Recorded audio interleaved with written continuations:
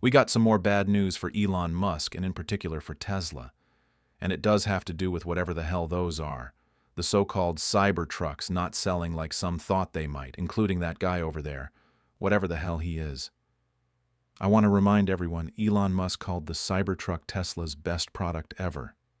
That remained, of course, at that point to be seen. Now, he had lofty sort of declarations about the Cybertruck, but also remember he said it would start at $40,000. You have very different expectations for a truck when it costs $40,000 than when it costs $80,000 or $100,000, let alone once people get their hands on it and they realize that their hands are actually at risk, because a lot of people are losing fingers, and it's not good in crashes, and it breaks down if you go through a car wash. All of these are problems, and the problem is showing up in more and more undeniable ways.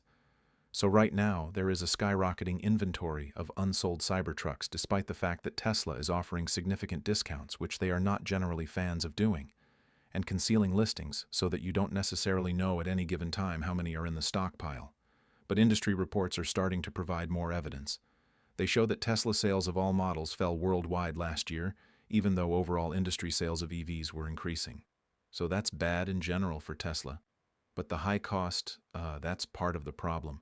It's a barrier for a lot of consumers. And the Cybertruck, which again starts at $80,000 to $100,000, that's a particularly high bar for people to clear economically. It's also been plagued with these safety concerns and quality complaints and a series of recalls. So back in April, it was reported that as many as 2,400 new Cybertrucks, that represents about $200 million in inventory, were languishing unsold, leading the company to refuse to accept them as trade-ins, and other used car dealers finding them unappealing and making only lowball offers. There's a lot of tweets going around of Cybertruck owners feeling like, how dare you not offer me more than I paid for this when I try to sell it? First of all, why are you selling it so quickly? But they're not happy about this at all. But why would the used car dealers offer so much money when they're having trouble selling the cars? And so, by the way, in terms of the way that the inventory is changing over time, you can take a look at this. That's not how it's supposed to look for these individual models. So the Cybertruck is the red line there, and it has been especially recently skyrocketing. Now, I don't think that that's a product of the recalls or the safety issues. I think a lot of that is people being like, I thought buying this truck was going to make me look cool, but now it makes me look kind of like a political tool, and so they want to get rid of it. But whether it's the safety or it's the brand identity, not good for Tesla. And the reason I focus on this, I'm not doing monthly updates on like the Model 3 or the Model S. I don't want any car company to fail, let alone a US car company. But I am going to give you updates on the Cybertruck, because when I'm told by people, including industry experts,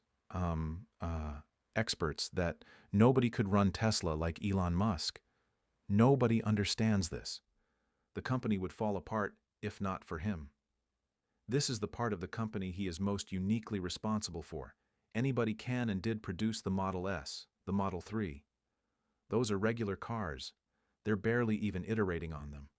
But to get a Cybertruck, you need an Elon Musk. But right now, it doesn't look like that. It looks like the Cybertruck has egg on its face. And I have a feeling that's going to be bad for the aluminum outer, like paneling or whatever. And so this is not good, but it's also a reminder to Tesla, you could at any time go in a different direction, produce a car that people can actually afford, and maybe recoup a little bit of your brand identity at the same time.